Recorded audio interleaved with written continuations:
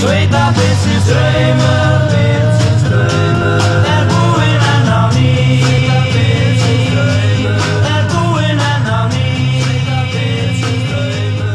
Búinn enn á ný. Þetta er eitthvað sem maður kannski ætti vonað að sjá upp á hálendinu.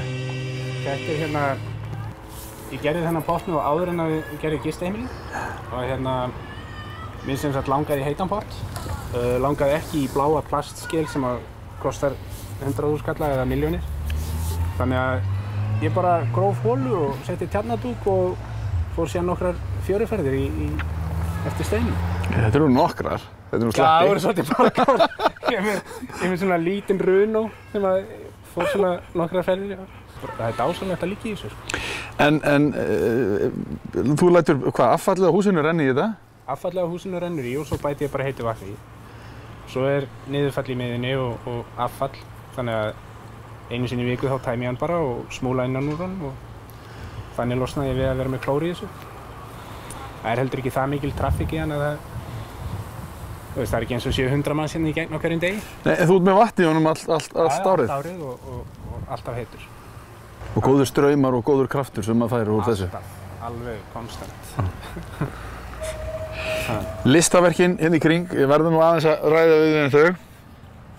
Já, þetta eru svona skissumyndir sem ég gerir með keðjusög. Það er nú kannski ekki rosalega gott yfirlit yfir það sem ég geri, en þetta er svona einn partur af því. Og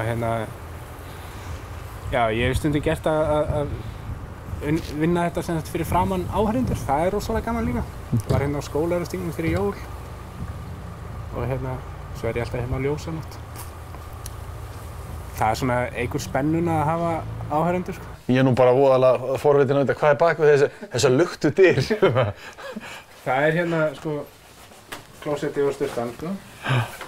Og klósettið sett í þessa hæð til þess að menn geti sko, setið á klósettinu og dingla fótunum og upplifa sig sem 5 ára, sko. Og það er svo skrítið, ef maður gerir þetta, ef maður sest á klósettið og er í þessari svona óvenjulegu stöðu, að við erum ekkert vanir þess að því að við erum, þú veist, náðum til jarðar og allt þetta, að þá, þú veist, þú ferð að hugsa öðru þessi. Þú ferð að hugsa um aðra hluti, kannski annar vinkil á það, eða eitthvað. Það gerist eitthvað. Ég verð að prófa að setja það á það. Ég ætla nú kannski ekki alveg að, má setja svona á klósettsetuna? Já. Og það sé nú ekki kannski alveg að, mann er ekki mál. Nei. En ertu ekki farin að... Nei, þetta er rétt hjá þér. Þetta er æðisleg tilfinning.